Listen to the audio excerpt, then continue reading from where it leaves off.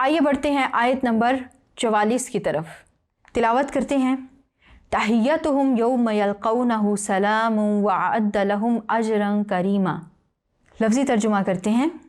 तहिय्यतुहुम दुआ उनकी, यौमा जिस दिन, यल्क़ौनहु मुलाकात करेंगे उससे, सलामुन सलाम है, व और अअद्दा तैयार किया है, लहुम वास्ते उनके, अजरन सवाब, करीमा बुज़ुर्ग।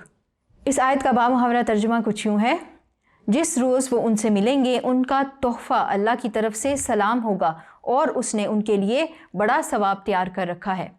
आइए बढ़ते हैं इस आयत मुबारका के मफ़हूम की तरफ। इस आयत मुबारका का रब्त भी पिछली आयत के साथ किया जा सकता है। पिछली आयत का ताल्लुक़ इंसान की दुनियावी ज़िंदगी के साथ है और इस आयत मुबारका का ताल्लुक़ इंसान की उखरवी ज़िंदगी के साथ है। इस आयत मुबारका में अल्लाह ताला फरमा रहे हैं कि जब यही मुसलमान, यही मोमिनीन, अल्लाह का ज़िक्र करने वाले और अल्लाह की हदायत की रोशनी में चलने वाले जब अल्लाह ताला के पास रोज़े क़यामत जाएंगे तो वो किस तरह से अल्लाह से मिलेंगे। अल्लाह किस तरह से उनसे मिलेगा कि सलामुन अलैकुम, ये वाले अल्फाज होंगे जो इस्तेमाल किए जाएंगे। फिर आगे बढ़ते हैं कि इस आयत मुबारका का मफ़हूम क्या हो सकता है। तो इस आयत मुबारका के 3 मतलब हो सकते हैं जो उलमाए कराम ने बयान फरमाए। आइए बढ़ते हैं पहले मतलब की तरफ।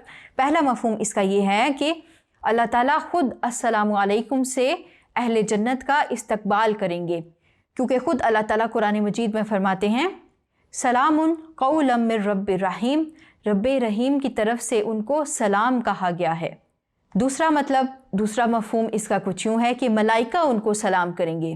कुरान मजीद की ही आयत है, अल्लज़ीना ततवफ़्फ़ाहुमुल मलाइकतु तय्यिबीना यक़ूलूना सलामुन अलैकुम उदख़ुलुल जन्नता बिमा कुन्तुम तअमलून। उन मुत्तक़ियों को जिनकी रूहें पाकीज़गी की हालत में जब मलाइका कब्ज़ करते हैं तो कहते हैं सलाम हो तुम पर, जाओ जन्नत में अपने आमाल के बदले। बढ़ते हैं तीसरे मफ़हूम की तरफ।